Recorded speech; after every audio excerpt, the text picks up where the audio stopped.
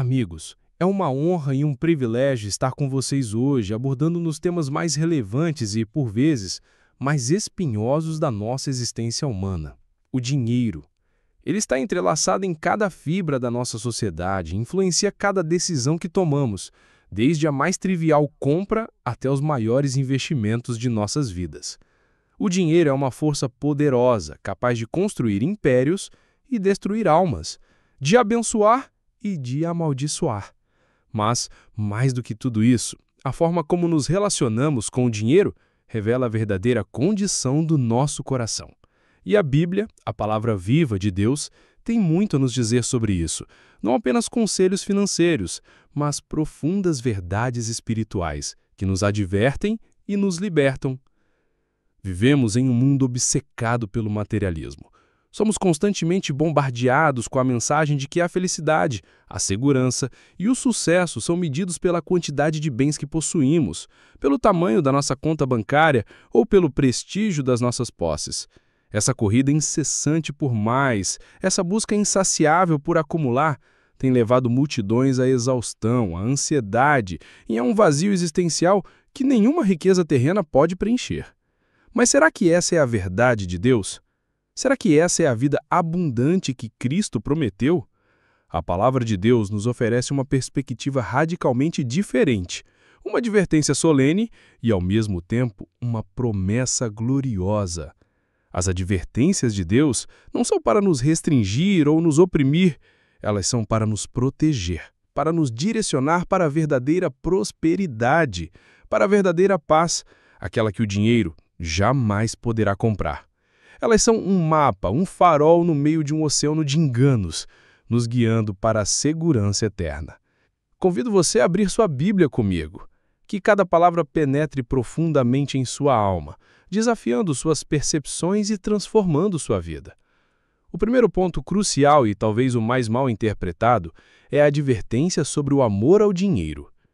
Em 1 Timóteo 6,10, encontramos uma das passagens mais poderosas e impactantes da Escritura.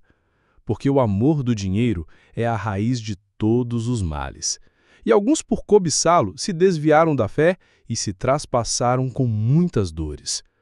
Amigos, é vital que compreendamos essa verdade com clareza cristalina. A Bíblia não está dizendo que o dinheiro é um mal em si, nem que ser rico é um pecado. Se assim fosse, homens como Abraão, Jó ou Salomão seriam pecadores por sua vasta riqueza, e sabemos que não é o caso. O dinheiro é uma ferramenta, um meio de troca, um recurso neutro.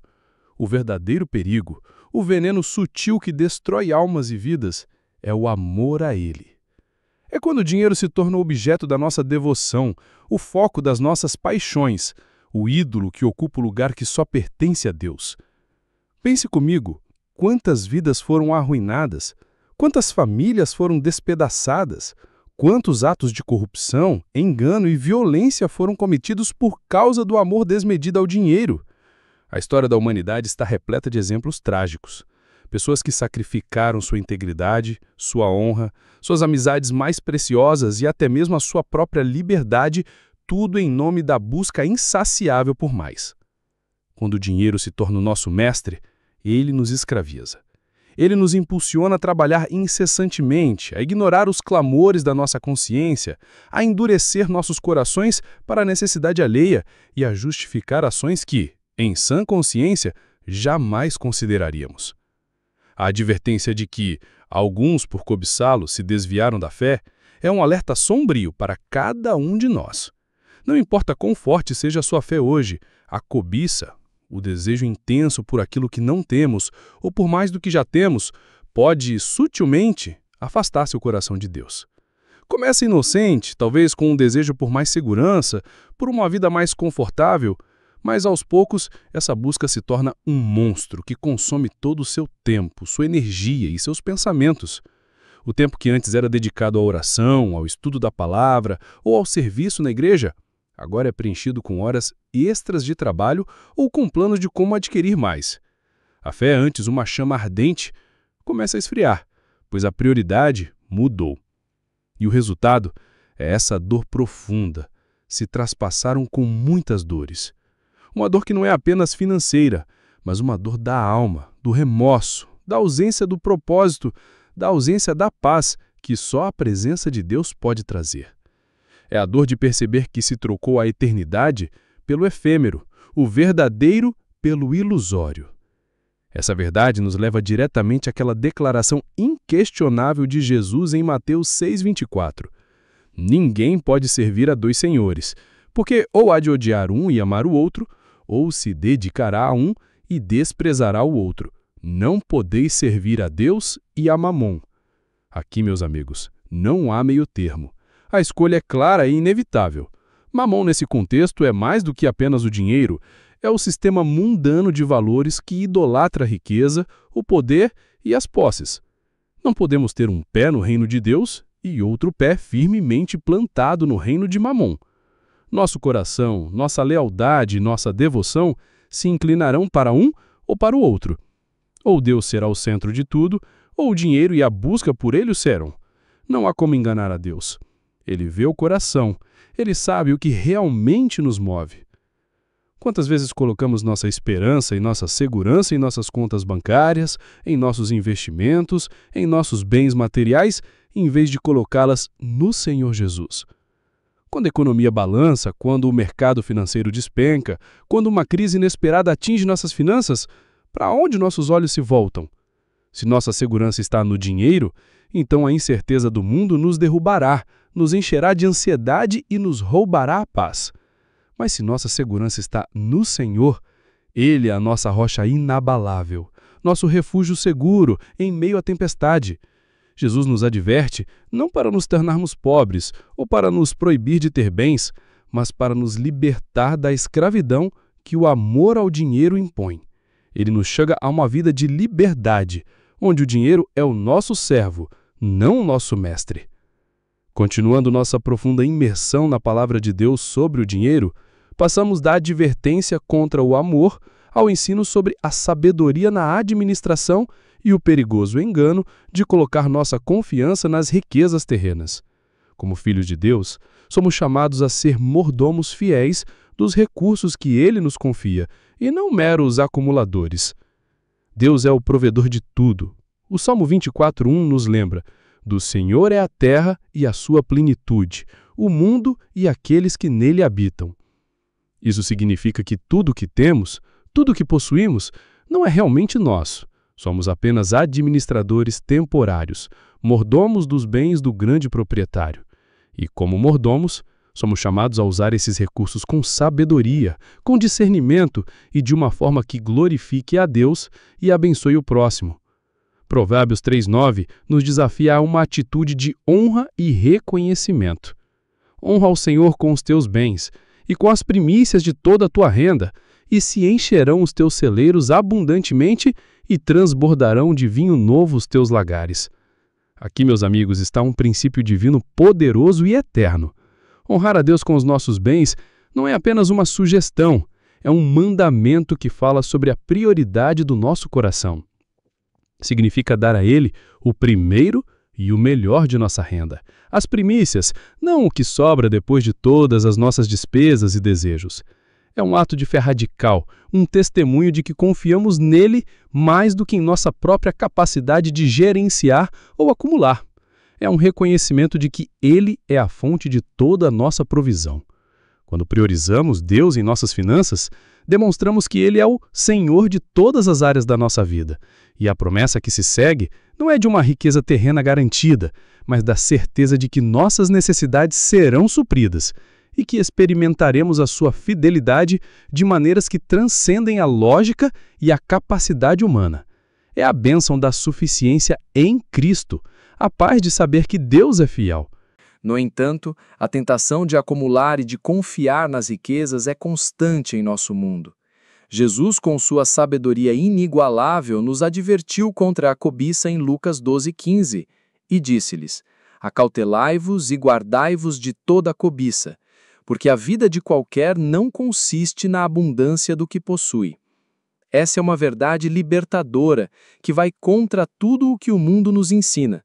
A nossa identidade, o nosso valor, a nossa verdadeira alegria e paz, a nossa vida em sua plenitude, não são definidas pela nossa conta bancária, pelo tamanho da nossa casa, pelo modelo do nosso carro ou pelas marcas de luxo que exibimos.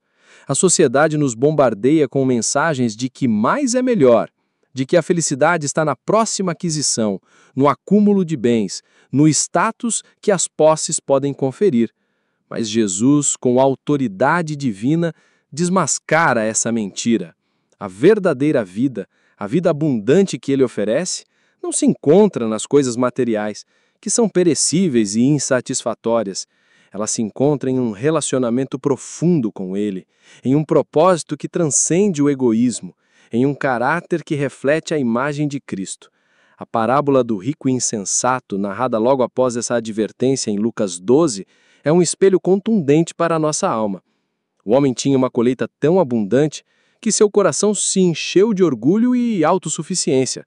Ele planejou construir celeiros maiores, imaginando uma vida de descanso, comida farta e prazer, dizendo a si mesmo: alma, tens em depósito muitos bens para muitos anos. Descansa, come, bebe e regozija-te. Ele estava satisfeito consigo mesmo, com seus planos e com suas riquezas. Mas Deus, em sua soberania e com uma realidade chocante, disse-lhe: louco, esta noite te pedirão a tua alma, e o que tens preparado, para quem será? Que advertência solene e assustadora! Essa história nos lembra da finitude de nossa existência terrena e da fragilidade de todas as nossas posses materiais. Podemos passar a vida inteira acumulando, construindo impérios financeiros, trabalhando incansavelmente para garantir um futuro seguro, mas de que vale tudo isso se nossa vida é ceifada em um instante e não acumulamos tesouros eternos? Essa parábola não é uma condenação da riqueza em si, mas uma condenação da insensatez de colocar toda a nossa esperança, segurança e identidade em bens que podem ser perdidos em um piscar de olhos ou que simplesmente não podemos levar conosco para a eternidade. Ela nos força a fazer uma pergunta fundamental: qual é o seu verdadeiro investimento? Onde está a sua segurança final? Jesus reforçou esse princípio eterno em Mateus 6, 19 a 21. Não ajunteis para vós tesouros na terra, onde a traça e a ferrugem tudo consomem, e onde os ladrões minam e roubam, mas ajuntai para vós tesouros no céu, onde nem a traça nem a ferrugem consomem, e onde os ladrões não minam nem roubam. Porque onde estiver o vosso tesouro, aí estará também o vosso coração.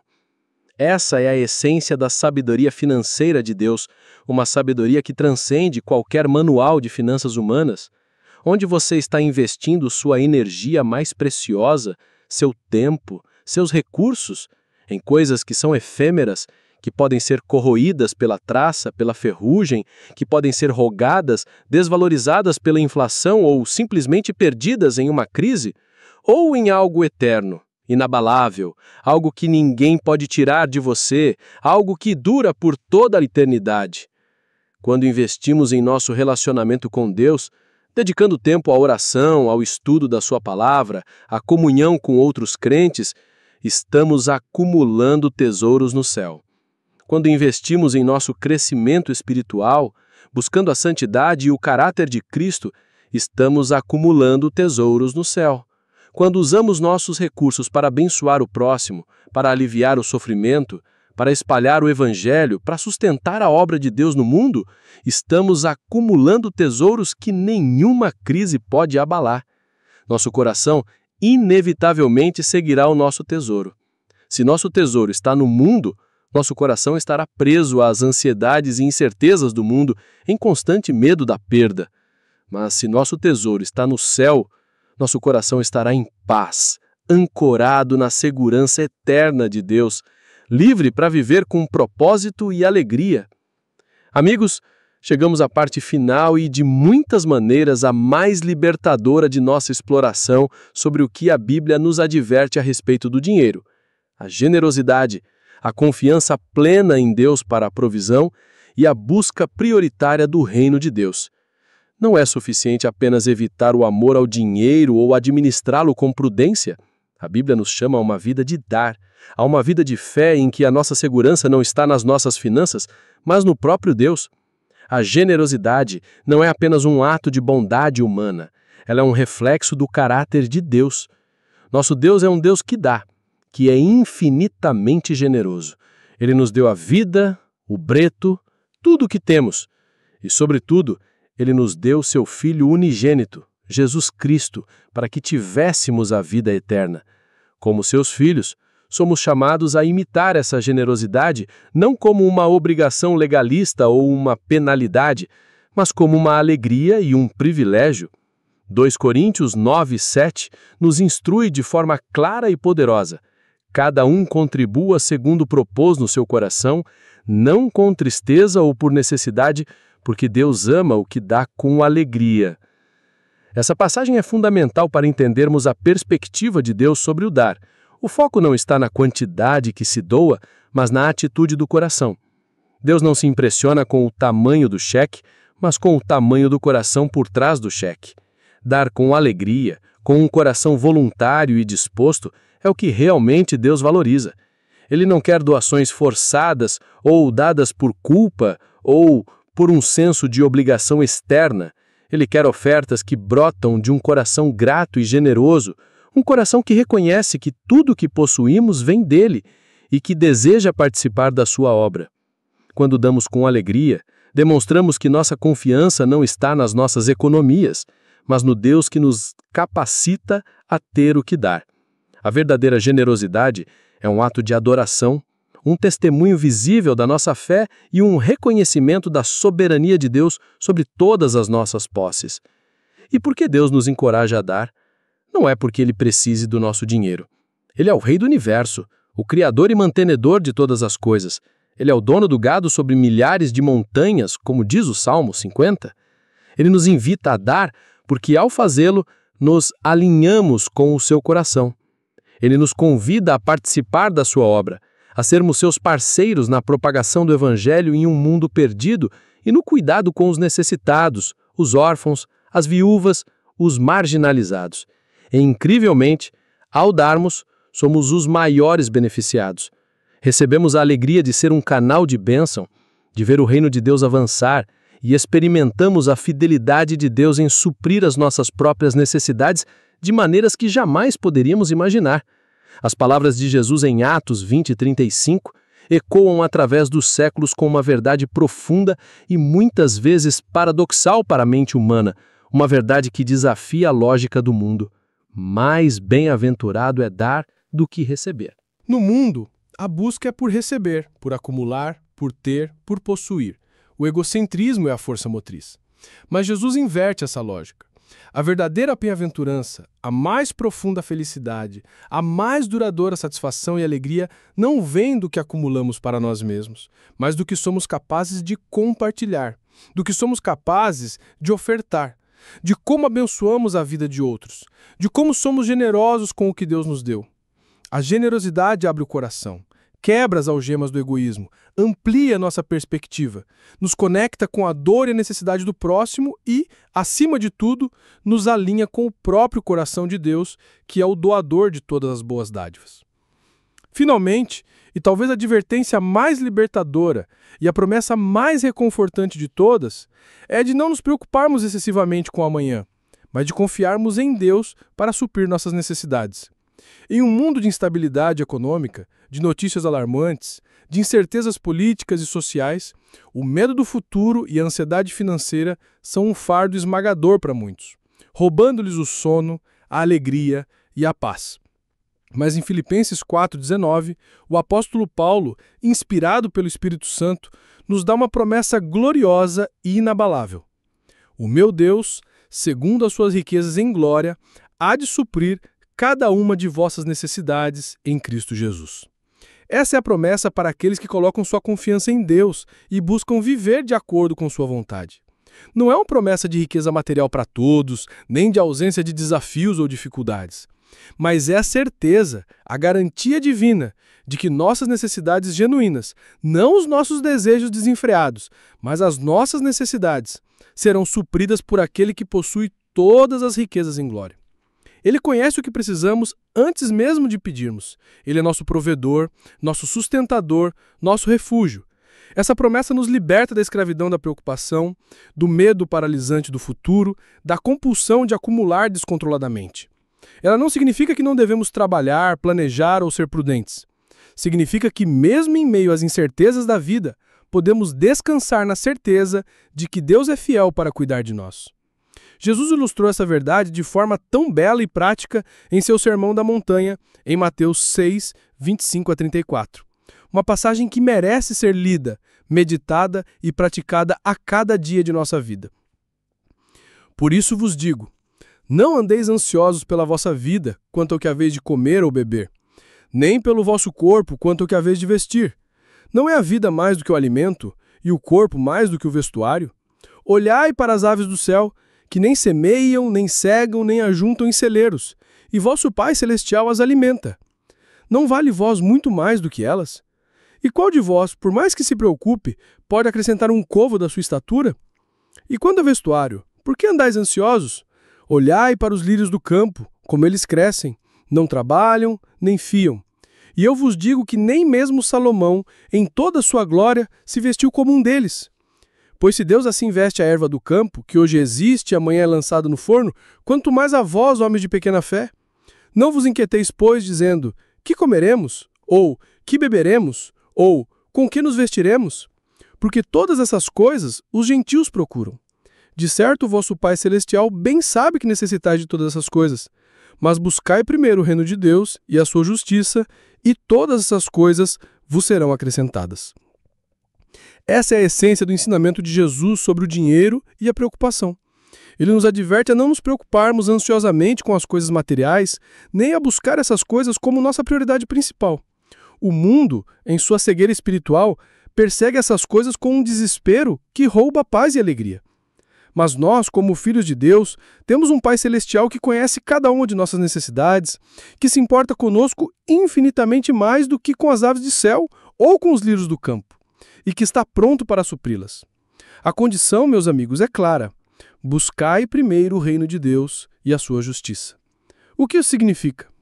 Significa fazer da vontade de Deus a nossa maior prioridade. Significa viver de acordo com os seus princípios. Significa buscar um relacionamento mais profundo com Ele, obedecer a sua palavra e amar e servir ao próximo como a nós mesmos. Quando colocamos Deus em primeiro lugar, não em segundo, não em terceiro, mas em primeiro lugar, em nossa vida, em nossas decisões, em nossas finanças, então Ele se encarregará de todas as outras coisas.